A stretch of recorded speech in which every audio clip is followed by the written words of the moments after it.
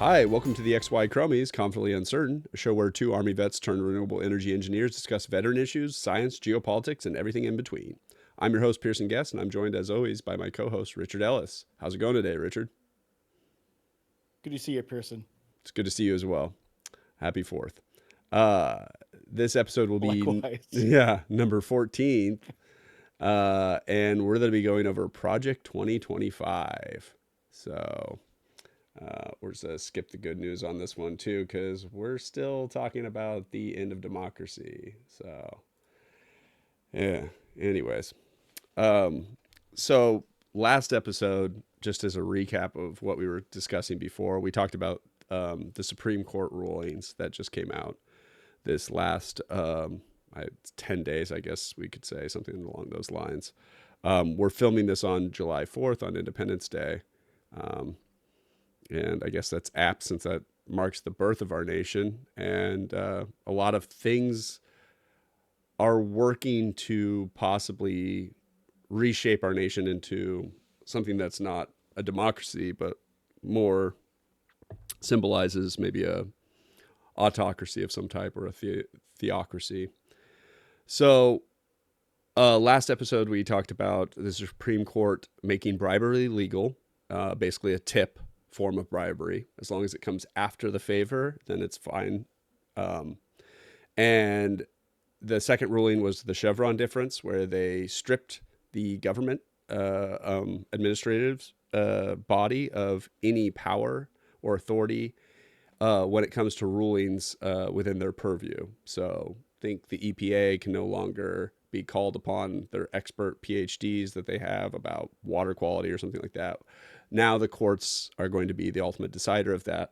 So I imagine if you tip them well, they will rule in the corporation's favor. So a Hmm. 1-2 punch there. And then the third one, the coup de grace, was the immunity case where the president was granted essentially kingly powers. They, if as long as he is executing official acts, which is a term they made up for this ruling, but this implies as long as he's talking to his attorney general or his vice president, anything that they discuss are an official can be considered an official act, and therefore are have absolute immunity in official acts, and then presumptive immunity, another term that they made up for this ruling, um, in special periphery cases, because the president needs to be energetic and dynamic, like a king.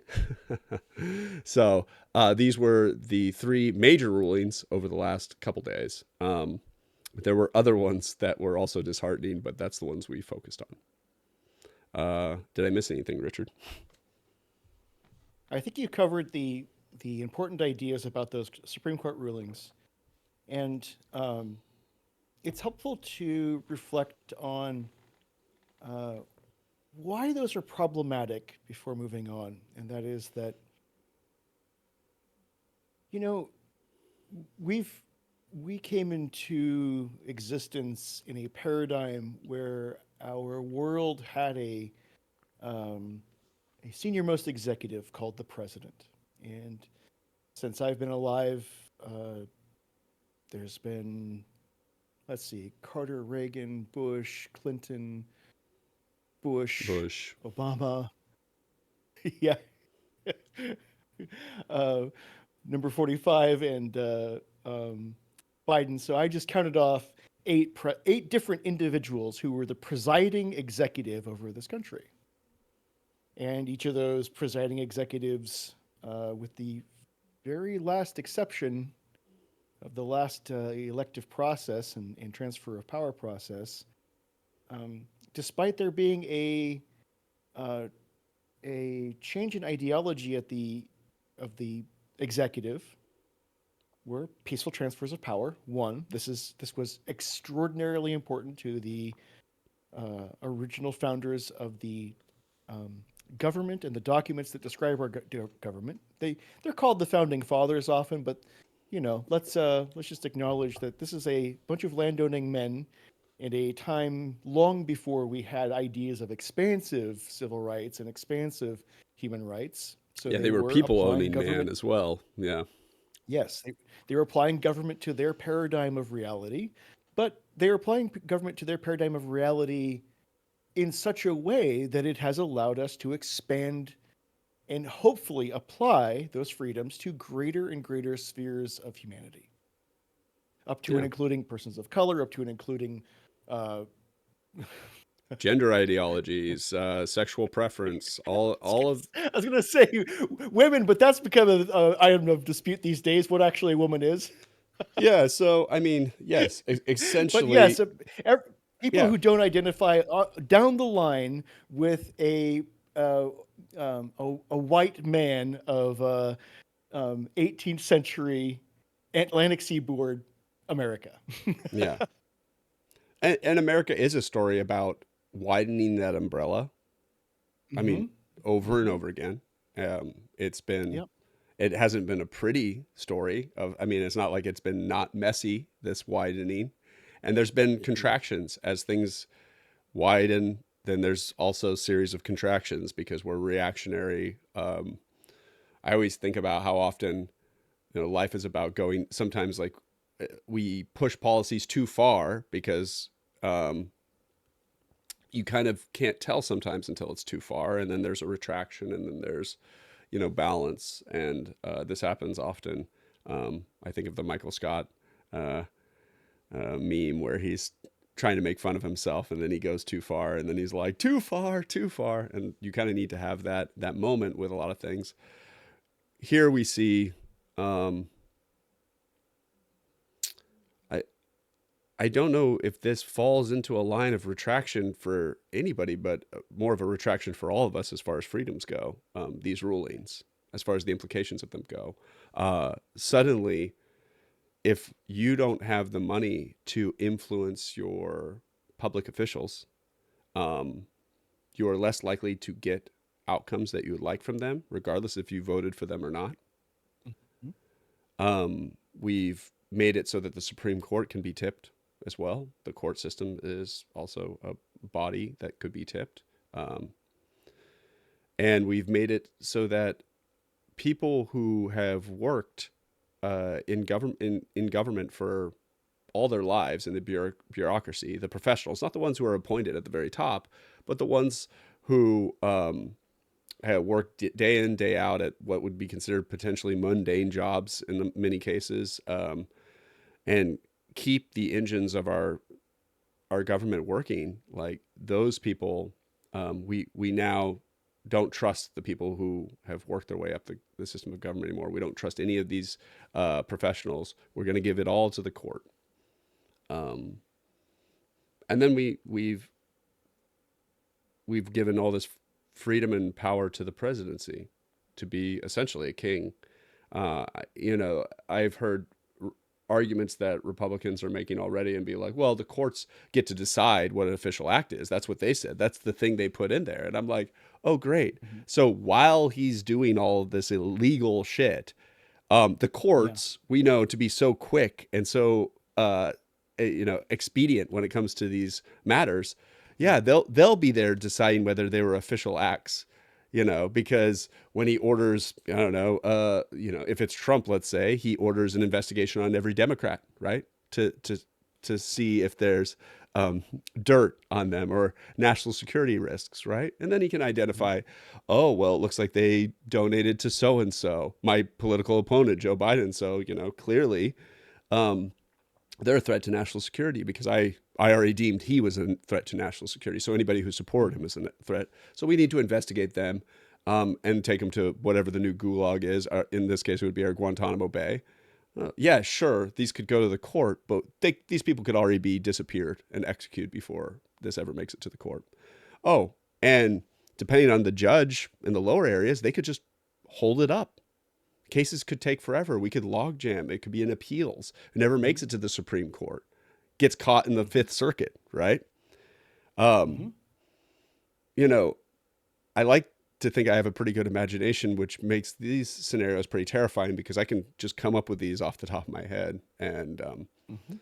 what thought to be out of the realm of imagination has now all become part of the imagination, which I think is probably a good segue into this Project 25 nonsense. That isn't nonsense. I'm Well, sorry, it's I shouldn't diminish it. It's extremely serious.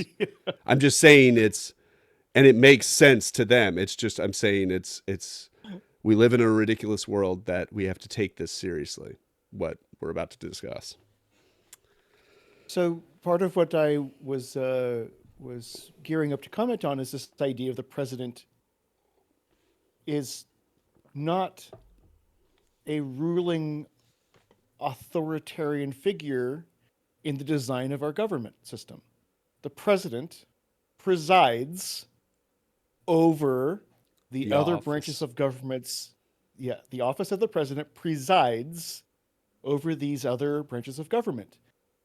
So, an executive, a legislative, and a judiciary branch. These are the three key forms of government, and they're in the ideal application of these three branches of government. They adjudicate and process the ever changing world that the original founders of our government sort of imagined, but couldn't possibly see all of the possibilities of. And we've been given a form of government that is flexible and malleable enough to be able to maintain the rule of law while tolerating the new things that are outside of the human imagination of the 18th century. And so, what's really interesting to me about the document called Project 2025 is not only that we're now at a point where people who have authoritarian ideas about the direction they'd like to take our government and its flexibility, that they're saying the quiet parts out loud now. But what they've done very cunningly has been to publish the total 900-page document titled The Mandate for Leadership to the Heritage Foundation's website. The Heritage Foundation is the sort of primary body that has formed the coalition to develop this To overthrow our government. com- We'll just well, it's say a what it is. comprehensive It's to it's a overthrow our comprehensive government. plan, Yeah. and the idea is to overthrow the squabbling, quibbling democracy that we have now into a really well-run authoritarian government. Yeah. And it describes a process for how to accomplish these things on day one, because the expectation is that the next president is going to align with the Heritage Foundations and their coalition, align with their vision for what our government should be like. Yeah. Therefore, this document is ready to go so that people who are thinking that they want to run as a candidate in the Republican Party for whatever that is now, it's not the thing that it was when I was 18 and could vote. It's a different Republican Party now. Mm-hmm. So candidates who want to run with this Republican Party as a candidate for any level of government, they now know that this document has been chosen by this coalition of business interests and conservatives to be the operating instructions for how to run this new government and world order for America. It's frankly brilliant. I like to give credit where credit is due when things are done really well. I read a lot of written work in my capacity as working in academia, and there's no reason to think that a senior in college should write the most beautiful written papers ever, but I see a lot of terrible written paper. Mm-hmm. But I do know what a well-written document looks like, and this is one of them. I give them an A on just formatting and structure and cohesive continuity throughout the document. It's really well done, and that's the reason why it should be taken as such a high level of danger for our democracy. Oh yeah, I mean PhD Okay. level scholars and judicial Yes. Supreme Court members may or may not have weighed in on this document, aka Clarence Thomas and his close relationship Mm-hmm. with the Heritage Foundation. Mm-hmm. It should be said, I want to continue with what you're saying. The Heritage Foundation, the CEO, I guess, or the chief, the guy who's running the show, tweeted that The second revolution is starting. This marks the second revolution. It will only be bloody if the Democrats make it that way. Yeah, He exactly. tweeted those words out loud. So they are saying the quiet part out loud, and seemingly everyone's Yeah. just like, yeah, but Biden's really old though. Did you see how old he is? Like that guy's old, and you know, so basically give up the rest of the country. But yeah, the arguments being made here are just insane to me. Like they're insane. They're insane that there's anyways, keep going with the Project 25. So This one of the brilliantly written document, it really is. terrifying document. Yeah. It's really I would love for people to be able to just read sections of this so they can kind of get a feel for what it means to compose a very deliberate plan of action that really addresses like the outcomes for what they would like to see, for what the coalition would like to see. When I say they, throughout my life, they has always been the man or whoever. It's Sure. usually not very well identified. In this case, the they that I'm referring to is a coalition of quote unquote conservative thinkers. I'm going to use quotes here, quote unquote conservative thinkers that want to reshape the national culture of the United States into a white Christian nationalist state. Yes. Now, I think we know what the word white means. Those are people that look like Pierce and I. If you're looking at your screen, you can tell that we are white men. It's true. I am like We unambiguously fit 50. in with a Yeah, I was just about to say I'm like 50% Irish, according to yep. my genealogy. I've only got 20% Lebanese in me for a little bit of flair, but Lebanese are pretty white. And people always call Middle Eastern people brown people. You're insanely ignorant to think that Middle Eastern people are just brown people. There's a lot of whiteys over there, of all different cultures and races, by the way. So please, if you've said Middle Eastern people don't care about the Middle East because they're just brown people, you're literally misrepresenting their skin color as well, because there's lots of people over there who are not brown. So Pretty yeah. easy to make broad sweeping gestures. Now, what I'm driving towards here is this idea that, and you're right, to your point, skin tone is not necessarily national, but that's what they want to make it. Yep. So, skin tone represents, in the eyes of these founders and document drafters, the authors of this document, represents a Eurocentric descendants. Yes, I see Right? where That's they're the going. A idea specific type is of white. I gotcha. a specific type of white. Okay. And I think everyone knows what the term Christian means, but let me specify it's not Catholicism Christianity. And it's not your specific brand of Protestantism. No, it's what they determine to be the way to worship God, Yeah. which is this very interesting, what I would call buffet style application of Old and New Testament. It's not. Yes. It's not a. It's not It's a choose your own cohesive doctrine. adventure Bible. You Bingo. know, it's like, Okay. oh, well, this sir. I mean, I hate to go here and get hung up on Christianity, being an ex-Christian over here, and coming from a very ex-Christian state. But one of the funny things is religion is about control and power and hierarchies. That's what it is Thank about. you. It's what it's always been about. Mm-hmm. Religion is about power and imposing that power on a group of people. Mm-hmm. That's what religion is about. Doesn't matter. You could name a religion. That's what it's about. I'm going to tell you that. Name any religion. That's what it's about. I don't give a fuck what you say about your religion. It could be any of them. Name them. Don't give a shit. That's what it is about. And when that is the case, um, Like you said, if you choose your own adventure through Christianity, you can just cherry pick from the New Testament, the Old Testament as you need. And I'm assuming they're Yep. going to cherry pick hard on that Old Testament because the New Testament doesn't really vibe or with a lot of what they have to say in a lot of specific areas. So, yeah, they're going to cherry pick the shit that allows them to control and dispense with the people that do not fit the white Hmm. Christian ethno state. Yep. Um, Exactly. yeah.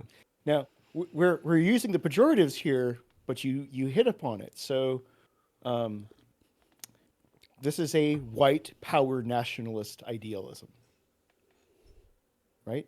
Hmm. This is Euro a specific Euro ethnicity,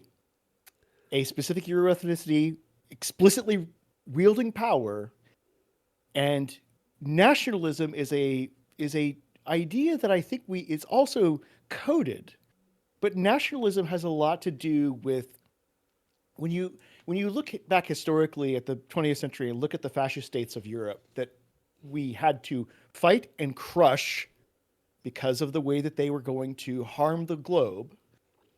Which we did. What that Fuck you, Italy. with Italy's always forgotten. I'm sorry. I know we were about to talk about the Nazis and the Germans and shit, but I just thought I would throw that in real quick because everyone forgets about Mussolini and their failed campaign in Africa and basically the Third Reich having to fucking save his ass in Germany. And I mean, Italy fucked the Nazis over really hard. they really did. Anyways, so So actually, good job in your incompetence, Italy. so Oh, sorry. if you look at these nationalist governments, what you see is this really interesting way that the state and private enterprise work together to oppress. And it's a different version of state and private enterprise that communism uses to oppress, but nationalism is a system of government that's meant to re, um, let's see, how do I put this? Prioritize the welfare, well-being, and progress of a aristocratic echelon of human beings, Sure. and to enslave, oppress, and otherwise grind into a paste everyone else that's not in that echelon.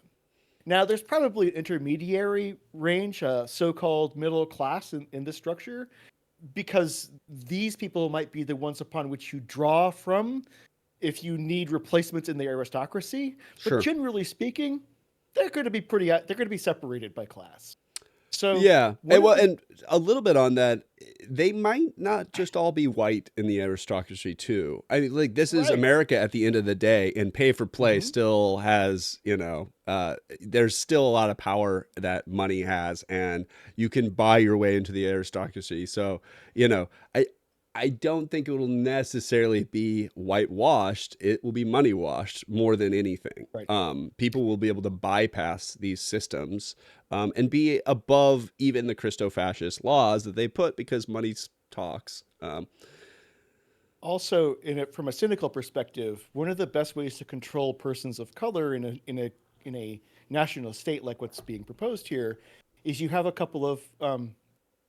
have people among the aristocracy who are ambiguously not white, which you could then say, look how equal our civilization is. Sure.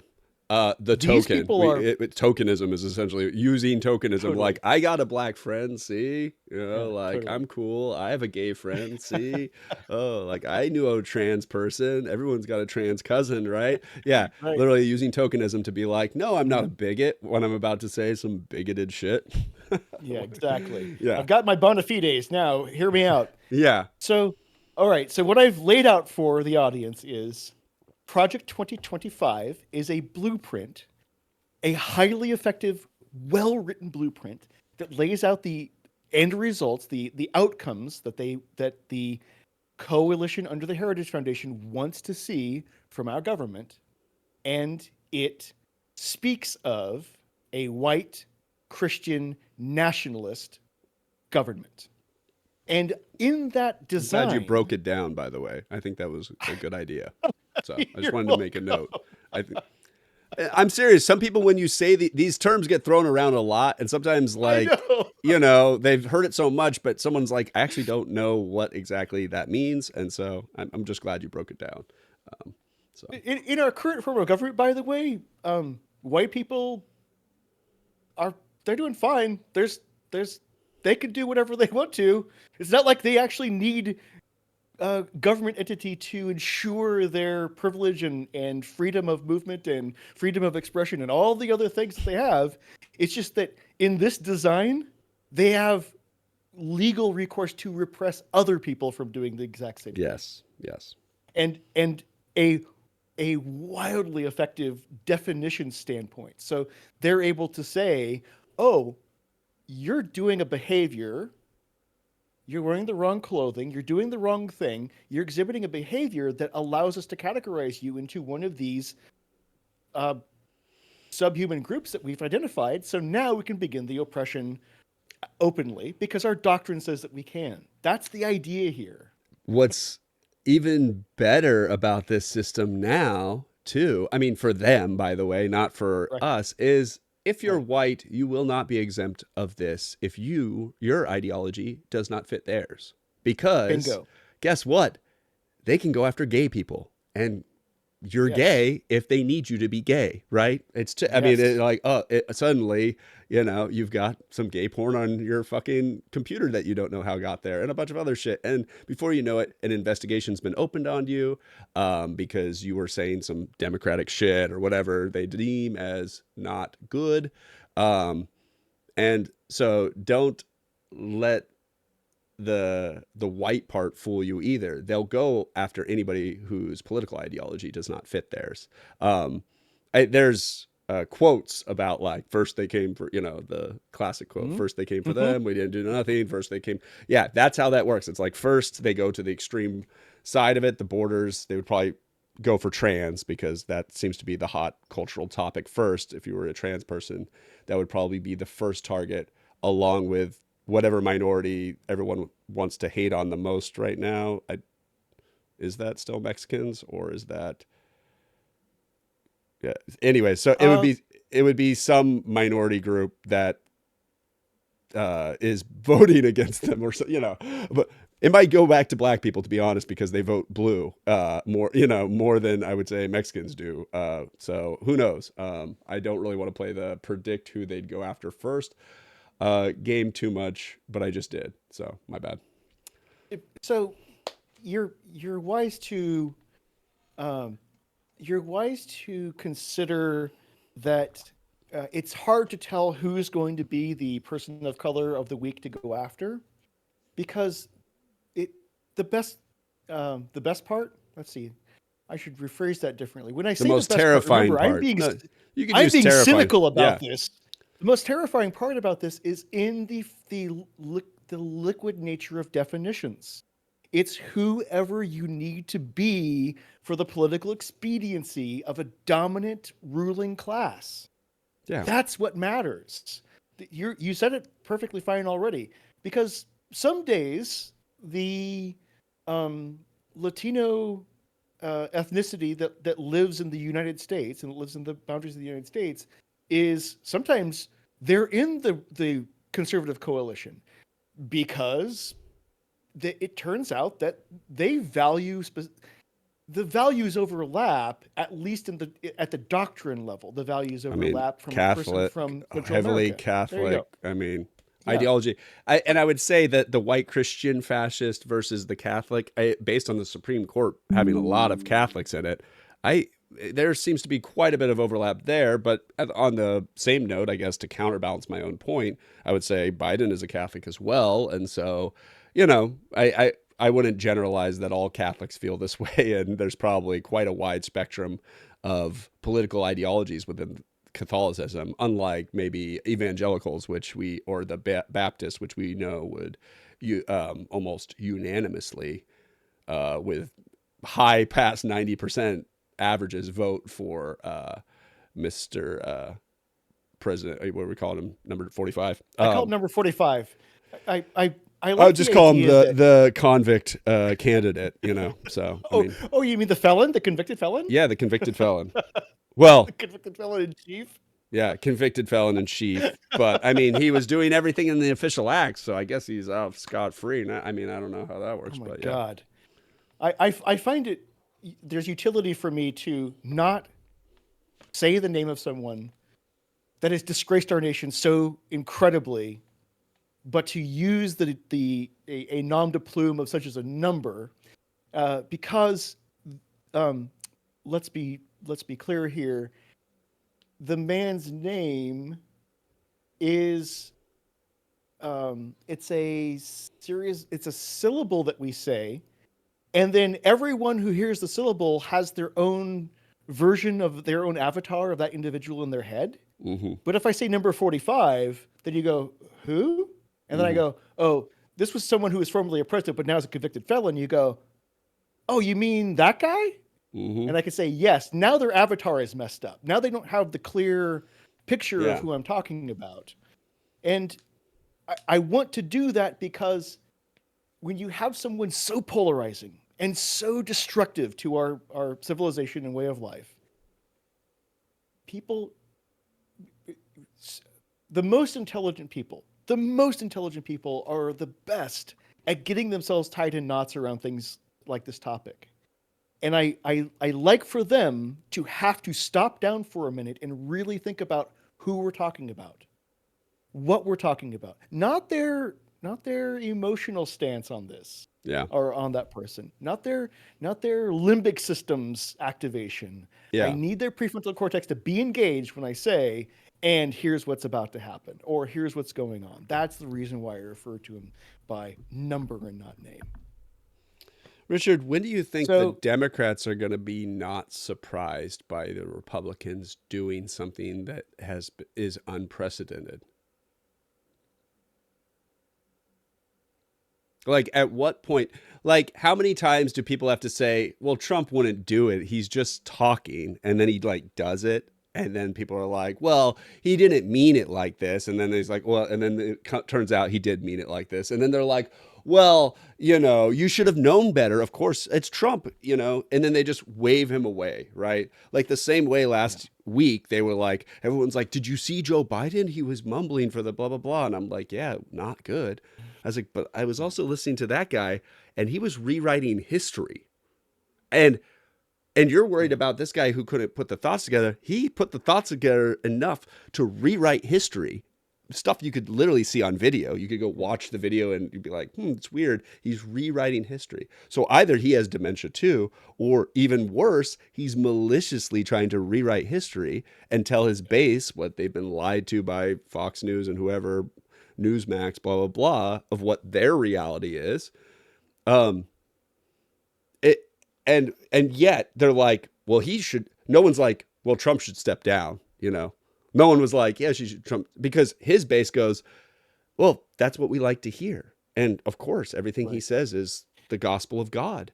Um, and our side is like, well, that's what Trump was going to do. Of course, well, that's Trump. We can't expect him to do anything. We don't have any power over him. We only have power to fuck our shit up.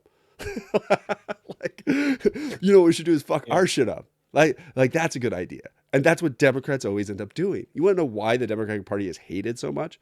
It's because they fuck themselves over so often and so repeatedly. And they fool themselves into thinking they're the smartest people in the room. And they're always smart. Oh, we're so much smarter than them. We need to talk down to them.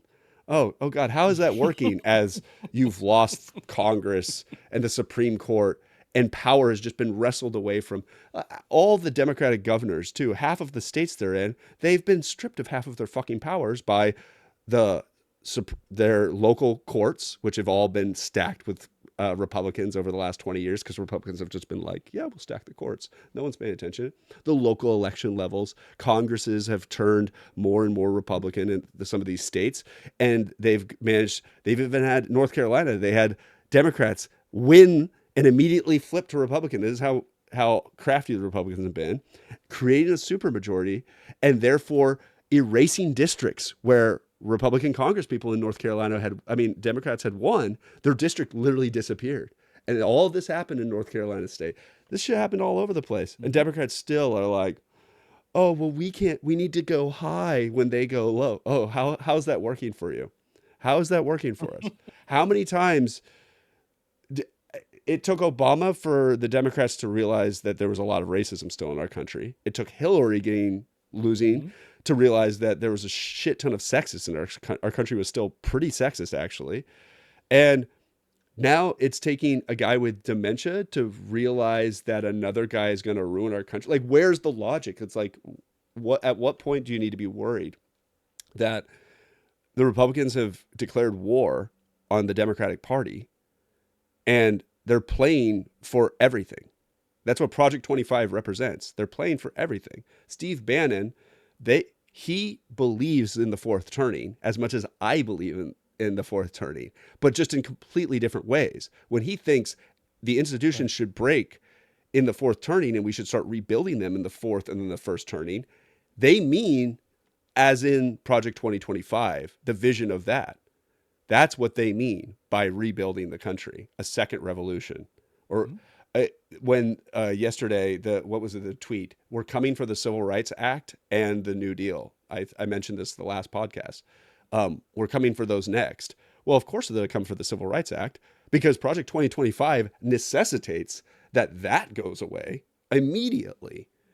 You know, Yeah. Clarence Thomas named a bunch of other things unconstitutional as well, besides OSHA. God damn it, I'm not even remembering. We'll have to look this up, but it's just beginning on what they're going to call unconstitutional and what's constitutional. And I mean, I don't even know if they know what the freaking Constitution says anymore because they referenced Article 2 a couple times about executive powers and then threw in some terms. They're like, oh, well, he has the core constitutional powers laid out in Article 2. So his official acts. And it's like, yeah, official acts isn't mentioned in Article 2. So, yeah, anyways, I'm rambling now, but yeah.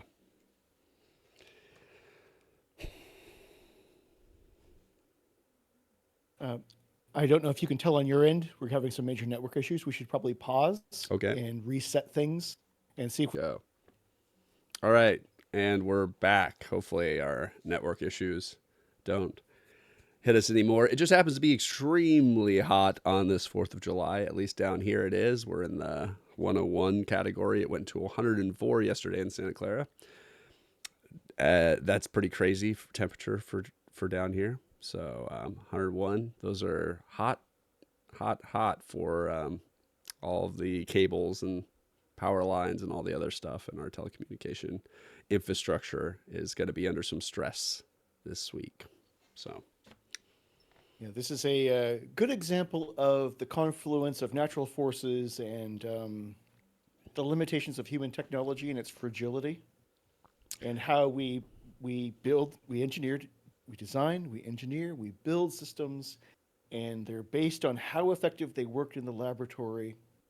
And when you press them up against nature, that's where you see where they actually have weaknesses. Well, And that was true, Richard. But now when you press them up against the Supreme Court, we're going to see where they actually have weaknesses as well. Because if we declare OSHA unconstitutional, along with the FCC, the FTC, a bunch of FFCCCs, BDs, all the federal trade commissions, all of this infrastructure will very quickly start looking a lot like Russian infrastructure or Chinese infrastructure.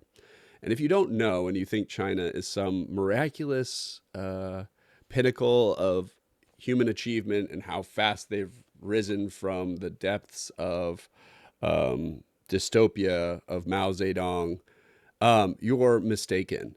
China represents a house of cards built on a pile of lies. And something that ascends that quickly also tends to fall that quickly by the laws of physics. So do not be fooled by their infrastructure. It's always falling down. It's always collapsing really quickly, right? If you want bridges that collapse after 10 years, then look to China. Yes, it was amazing how fast they built it in 2 days. It was incredible how they were able to do that. And it lasted 5 years, as you'd expect. It's amazing they were able to put 2 gazillion hospitals together. And then we got to see what those hospitals looked like, or those hospital rooms looked like. And it was a cardboard box. It was a coffin that you could lay in. And that was a hospital room. So when they told you they made 800 million hospital room beds or rooms in like 2 months, it was because they put out a whole bunch of cardboard boxes. All right, like that's what we're seeing here. I think Richard actually sent me a rocket explosion recently that was came straight out of China. Um, so I'll let that put Yeah, a they were bow on testing it. a rocket. They were testing a rocket, and they were saying when you're going to run up a rocket test, you want to check the systems and check the engines and so forth, and Listen to this, check thrust and Elon. do all Take the some things. notes. I was saying, Elon, One of the they should things that take you some notes do, too. one of the things that you do is you lock down the launch system so that you can run the engines, you can apply thrust at the engines, and you can test the systems on the launch pad. The launch pad's supposed to be designed to test. But Richard, if you And launch it, isn't that kind of a test too on accident?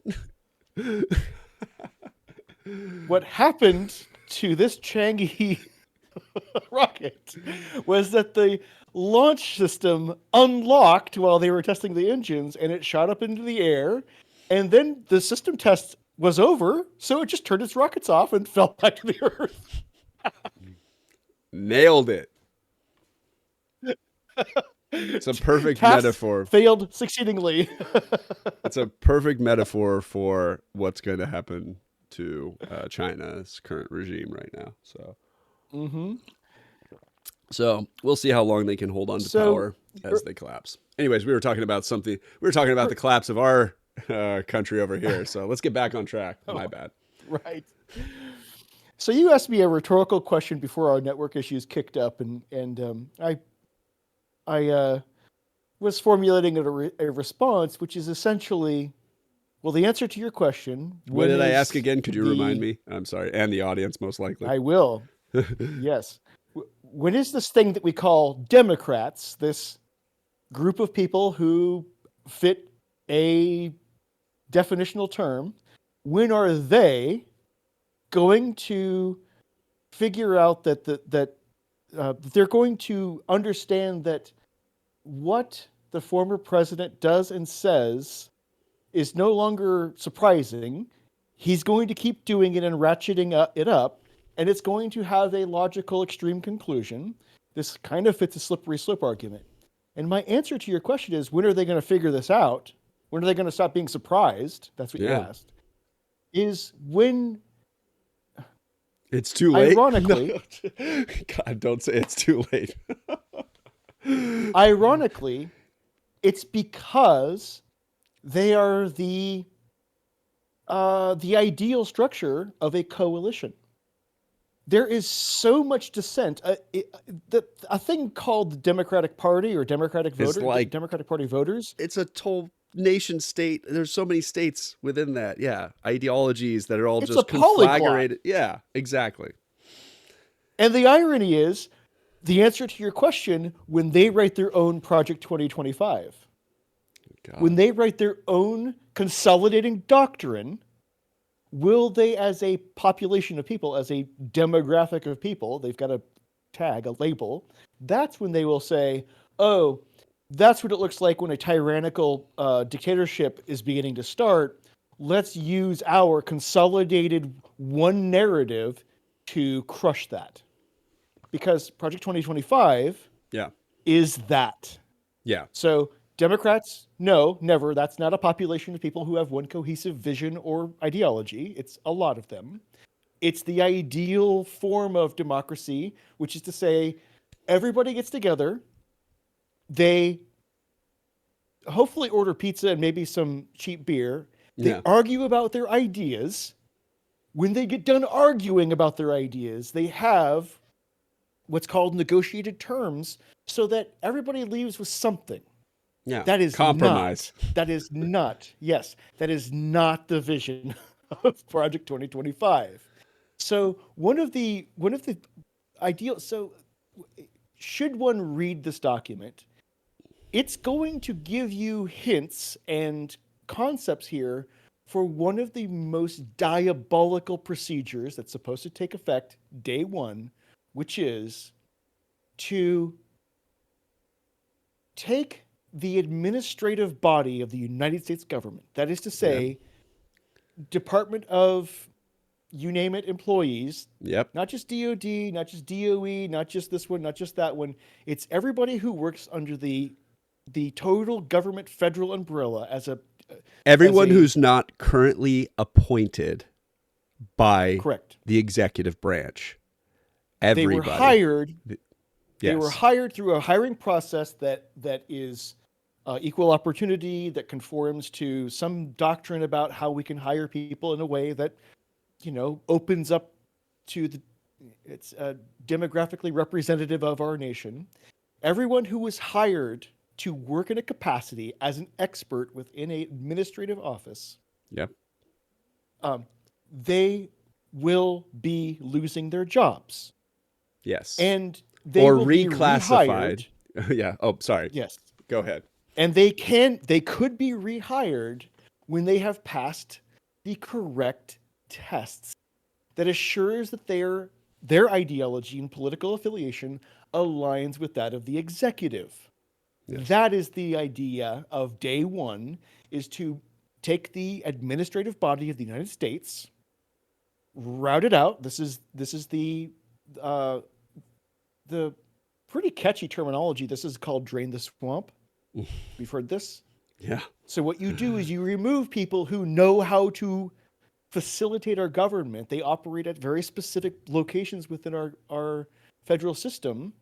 They administer over departments that regulate food and drug and ecology and Education, everything.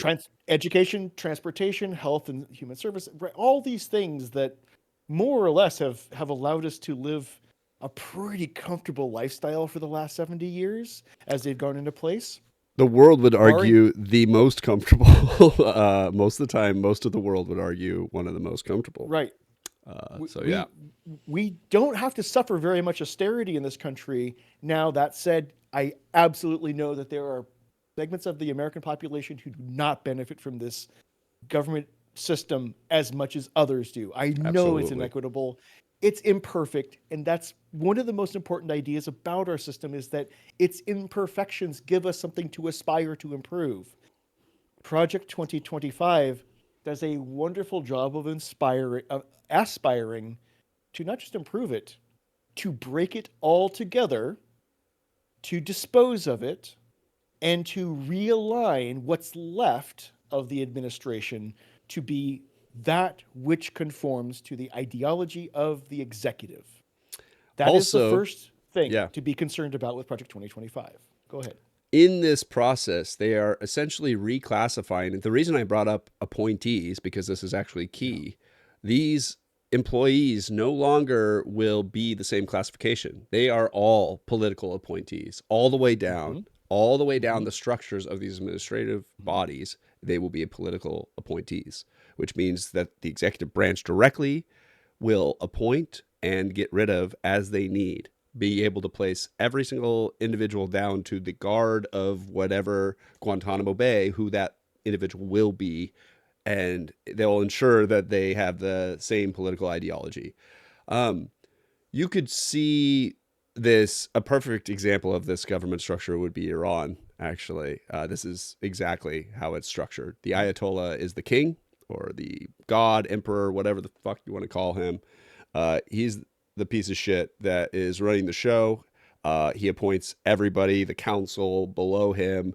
Um, Everybody answers to him. He had 3 million soldiers, uh, Iranian police, who it's one of the largest police forces in the world that police their own people, obviously, because there's uprisings constantly. Because for obvious reasons, it's become a religious theocracy that yeah inflicts.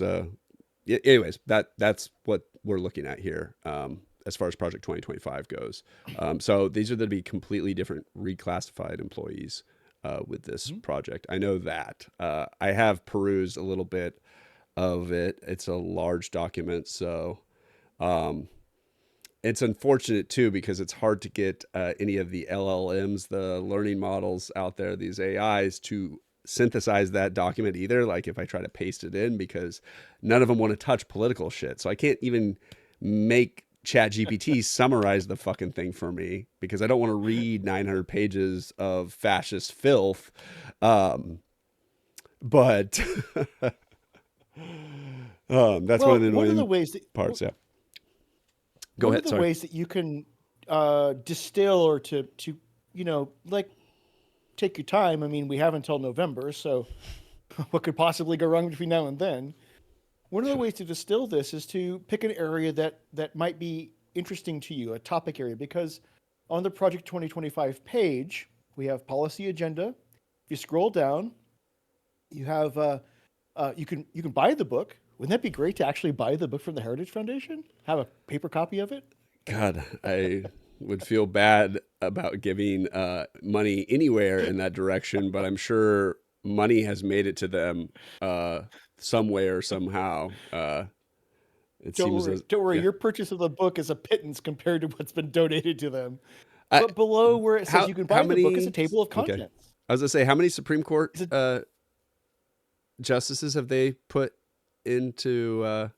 Have they basically orchestrated now so far? 3 or 4, 5? Anyways, yeah. enough to make problems for America? Let me assure you. There's a table of contents. There's a note on Project 2025, a forward, a promise to America. That's going to be juicy. You're going to love that. And Okay. then it's broken down into sections. So, taking the reins of government. This is where we talk about how we manage the bureaucracy. Right. This is what I talked about with regard to how, you know, some guy named Ed works in a federal agency. He's the director of the federal agency. Sure. He has all of these administrative people that work with him or under him in this office.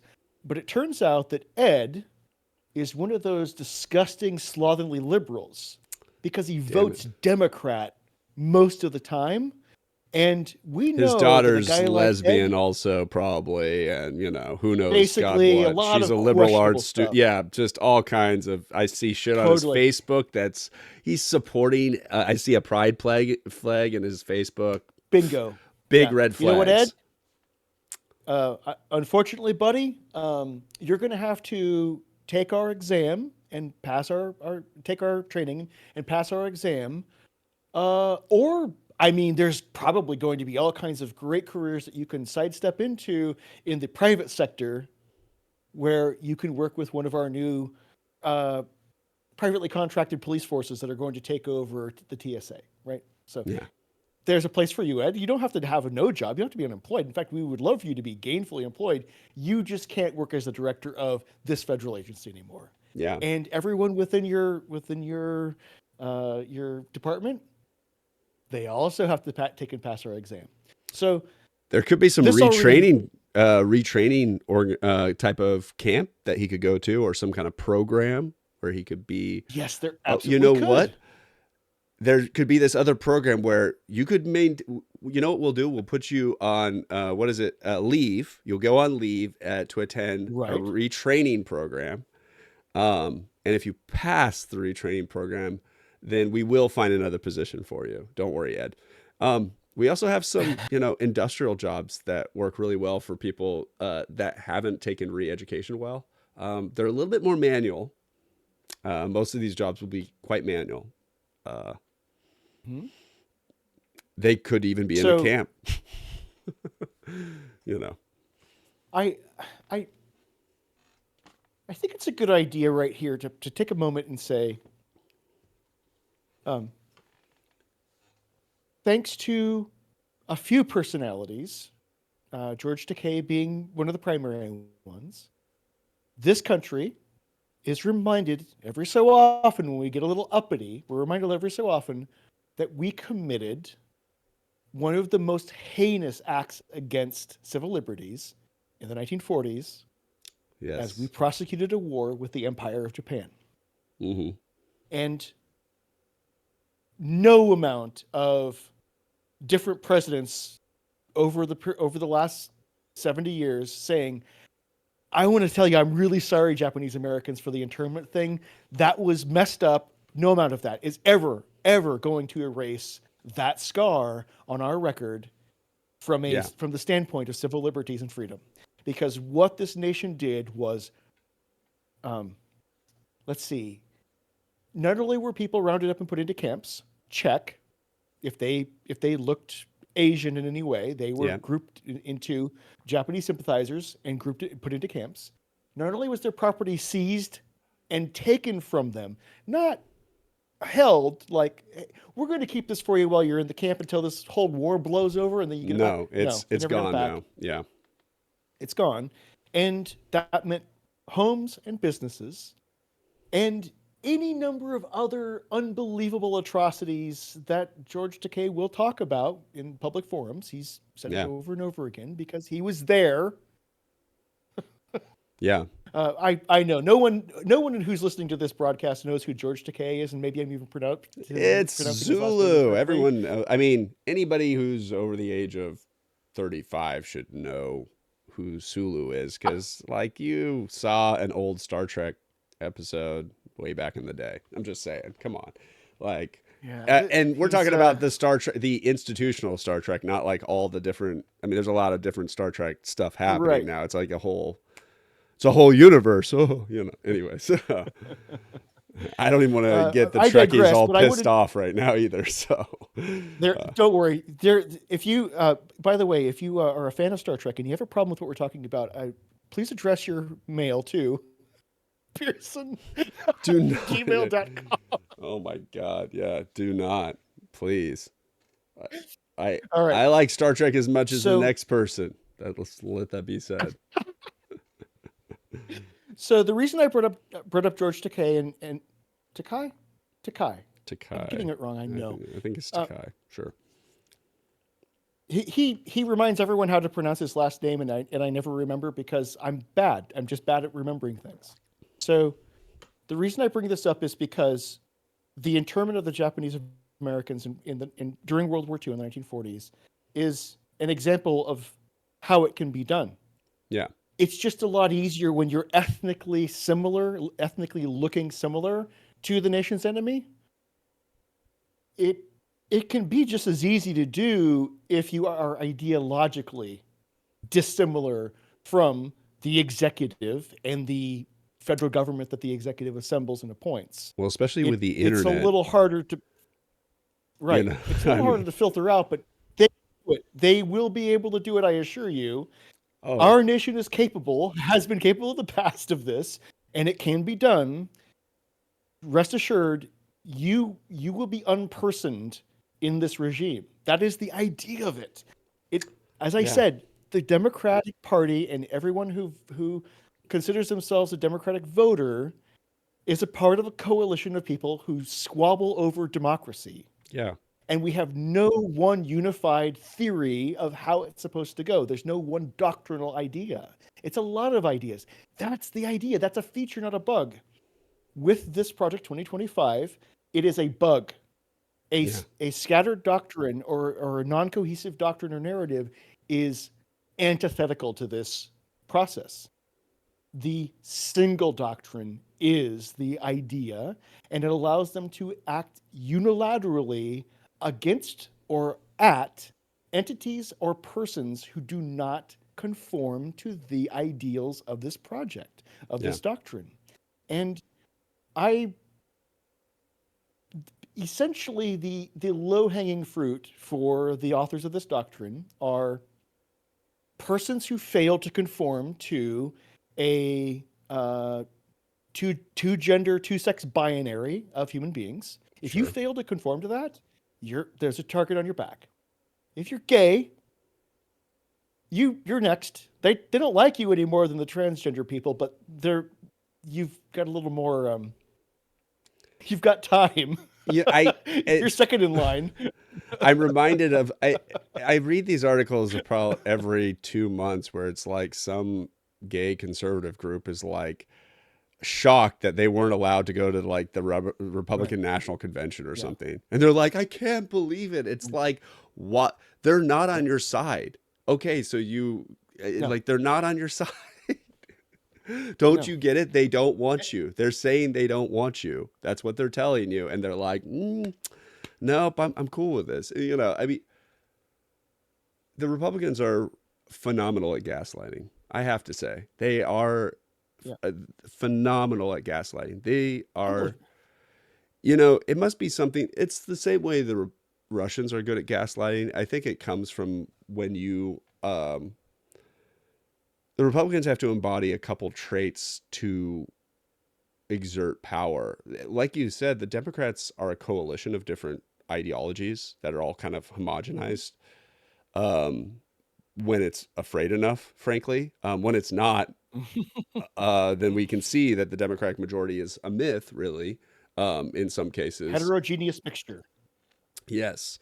And suddenly, where the Republicans have always represented a unified front, I would argue that Trump has fractured the Republican Party now in a way that the Democrats have never been able to. Um, So they no longer have their unification, but there's enough of the ones who are now MAGAs, the MAGAs, we'll just call them that, the Syria that that would beckon this Project 2025. And we see these, you can just see the Daily Show when Jordan Klepper goes to interview some people out at the rally, and he goes, "Hey, Trump says he's going to be a dictator for the first day. Are you okay with that?" And they're like, "Oh yeah, Trump being the dictator? Sure, yeah, he Yeah. should. We need it." They say we need it. Yeah. Um, they agree. They don't. It's not even a pause. It's not a thought like, what country am I in? I'm in America, the place that was like, we're not doing kings. F that shit. Yeah. And they don't, Yeah. not for a second, they think this. They're the same people when they go, well, Russia, like, you want to be like them? And they're like, well, Russia's pretty good. Did you not know? Like, it's actually, like, it's way better over Yeah. there than it is here. And I'm like, what's funny is a lot of these people have been gaslit into thinking that they're all the people from Moscow, that they're the people in Moscow, Russia, not the rest of Russia, which is Russia, but those are the people being sent to the front lines, to the meat grinder right now. Like, We there's, don't. yeah, We don't. We do not understand what an actual Russian is. We've lost track of the Soviet peasant. We've just forgotten that that was a classification of people. They didn't go away. They didn't all suddenly become all prosperous and rich and have shopping carts with four swivel wheels on them. No, they're still there. They're still impoverished Russians that are dying of curable diseases, but nonetheless drastic ones like because the hepatitis. doctors were wiped out by Stalin era Soviet Russia, for the love of God, by the way. The doctors were rounded up to the point where there were like 6 active, like, professional doctors within all of Russia at the time. Yeah, this is a place where Tucker Carlson was lauding the fact that he bought all of this for $30. And it's like the average take home in that area was $114 a week. So, you got all your groceries for that. It's like they make 400 and what, 60, what is that? $460 a month was the average earned income at the time. It's gone up because they're a wartime economy right now. Yeah. Unironically, things are economically looking up. Putin's spending that war chest and subsidizing families for the death of their sons in the 9 times what soldiers normally are making right now. That's how he's, anyways. This is a short term, by the way, this is a short term version of the Russia that we now know. This isn't going to last forever. Oh, Russia's yeah. going to be a failed state in decades, in short time. Russia as Failed state. Russia has only existed, by the way. People, if you haven't looked into Russian history, you can easily describe all of Russian history as either an empire or a failed state.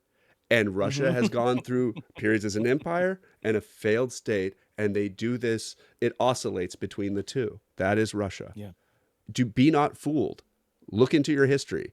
And right now, we're watching Russia try to grasp at empirism and will descend into failed statehood. as long as we remain as a democracy long enough to fight them, for the love of God. I mean, right now, Right. I'm casting stones, but the Supreme Court has just made 4 decisions that descend us far closer to Russia than we would ever want to be, where the average income in Russia is 400 whatever dollars a month, but the oligarchs are in the billions in that. The aristocracy, as you would describe, the ones who are living in London, and they don't live in Russia, most of them. They live in the UK. They live all over the place. They live in Dubai, where, they live in all the great places. They live in the US. They live everywhere. Their kids go to our fucking colleges. Their kids go to Cambridge and every nice school you could think of in the fucking country. That's where those oligarchs go to. It'll be the same here in America, even if it becomes shittier and shittier, which eventually it will Mhm. as our regulations collapse and the distance between the rich people and the poor people, the gap widens. Those people will go to whatever other countries are nice when that are on the up as ours descends into Mhm. madness. So,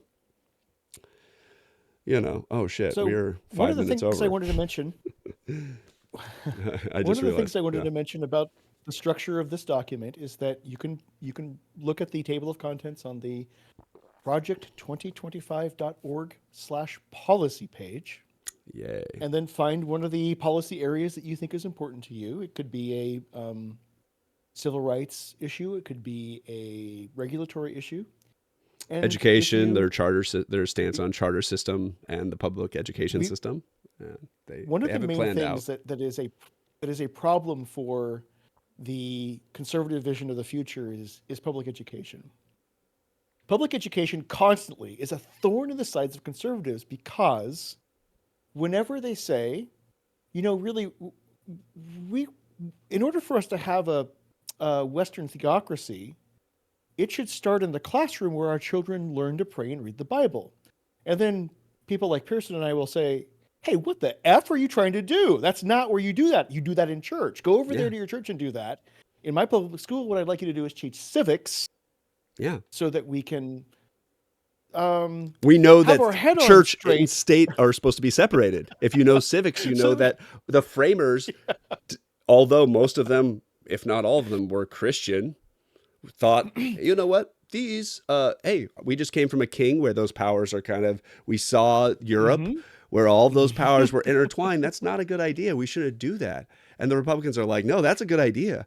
Funny, they talk Yeah, shit about Europe all the time, but they want to go back to like 14th century Europe. right. Or, Well, anyways, there's a version of Europe that really appeals to conservatives, and it's the one that has the most income disparity. It has the most and the social plague, class disparity.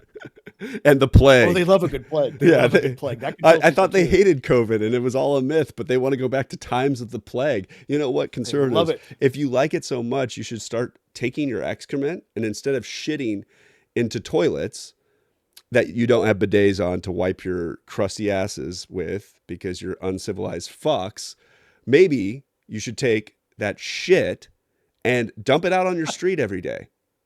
And just do that for, I don't know, a year or two. And then you can feel that visceral feeling of what it feels like to live in the 13th century or the 14th century or some shit like that. If that's where you want to go What's back interesting? to, the feudal era. What, what's interesting about what you just said is actually to my point, which is to say, so outcomes and consequences oftentimes don't align with people's intents. And so the intent of this is to get better stratification between classes of people and finance. But they just assume that that will just mean that they can kind of group the poor into kind of a category and then hand them whatever work keeps them docile, hand them Sure. bread and circuses to keep them docile, and then plunder the planet. And that would be fine, except they just never consider the consequences of undermining the social contract that we have with our government systems that have put unbelievable riches and talent into creating this. I mean, don't get me wrong, we have so much room to improve, but the infrastructure that keeps us healthy and safe to the extent that it does. There are worse versions of this. There was, we've had, there are Superfund sites, there are poisoned places where train cars spilled their load and blew up. Yes, these things happen. And you can always trace those situations to a failure of weak infrastructure or weak regulatory structures. They're not because of strong ones, they're because of weak ones. Absolutely. So let me get back to this. And I want to say that so you can look at the sections, and it's broken down by section 1, 2, 3, and so on, and you can find a part of the document that you think appeals to your interests and read through that. Now, I want to say that, Pearson and I have made it unambiguous. We're veterans. If we care about the issues related to the life of American citizens post-military service, we think that there's something interesting in that to the fabric of our civilization, because there is a reason why we chose military service when we were young men.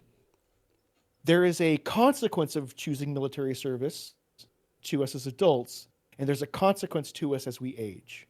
We are not unscathed or unscarred by this.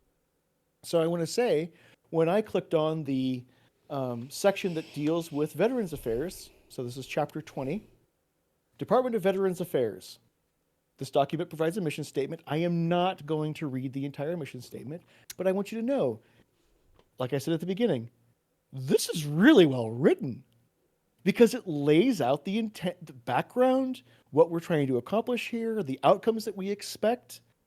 And so they say the VA must continually strive to be recognized as a best-in-class, veteran-centric system with an organizational ethos inspired by and accountable to the needs and problems of veterans. Oh my God, how much are they going to fuck patriarchal us? defensive bureaucracy. Oh God. Right? So they say this, when I read this first part, I go, this Project 2025 is all about me, right? It's all about my needs as a vet. That's so funny. I just thought, how bad are they going to fuck us when I heard that? I was like, oh, Jesus, do I have to bend over right now and put my head completely between my knees right now? Because holy shit, I'm not that flexible. And then it says, so the second part of this clause at the end of the mission statement is not subservient to the patriarchal preferences of a bureaucracy. What does that mean? Not subservient. And I asked that question rhetorically because I have no idea what that means. Wait, not subservient to the patriarchal bureaucracy? Preferences of bureaucracy. Preferences. Okay. So you don't have to be is the conservative movement anti-patriarchy? Oh no, the patriotic bureaucracy, the patriotic part of the bureaucracy. Patriarchal. Oh, patriarchal. Patriarchal. Not patriotic. Wait. Patriarchal. The fatherly? The fatherly preferences of a bureaucracy. The fatherly preferences. What does this even mean? Okay, so it's well-written gibberish. I know a Republican wrote it then. Okay, cool. Totally. Does this mean that this conservative paper is anti-patriarchy? Oh, yeah. I think not. Well, keep going now. By the way, it's got to make me curious now. I mean, shit. In this whole discussion, I have not once brought up how detrimental this document is to women's reproductive health. Oh, God. That'll be part 2. That's like another topic entirely. I have not even brought it up yet. It is absolutely about criminalizing women protecting their reproductive health. That is astounding. Everybody should be up in arms about this. Anyway, Jesus. Okay. I have no idea what this last clause of the mission statement even means, but here we go. So there's an overview. It's a couple of pages, talks about the history of and so forth. And then it gets down here to needed reforms. So needed reforms, this is pages and pages and pages of needed reforms. And it has, verbiage like rescind all departmental clinical policy directives that are contrary to principles of conservative governance, starting with abortion services and gender reassignment surgery. Okay, of course. If this gets put into place, the gender reassignment surgery that I had scheduled with the VA, which I didn't think was a thing that you could do. I didn't know you could do that. Apparently is going to be, done away with. Okay, well, what does that even mean? I'm gonna stop. So you can tell. So, audience, I like to joke that Pearson is a passionate man, and he is. He's very passionate, Sure. I and I have do a passion. very good job of containing my passion. We are on the cusp of my passion reservoir bursting forth. Yeah. Um, So, I'm just gonna. I need to. Do we need to pause here? Do we need to pause before I get really into this topic? no, but I thought maybe we should do a second filming since we are an hour and 15 in, and we might as well just, We do that. I want to let the audience know that when okay. Pearson and I come back and talk about Project 2025 next, we are going to be into the tall weeds of the doctrine covering the Department of Veteran Affairs. That's our teaser. Yes, I can't wait. All right. Well, as always, Richard, this has been a fun one, and I'll see you in just a second. And people will be watching this 2 weeks after 4th of July. So there you go. Tuck in.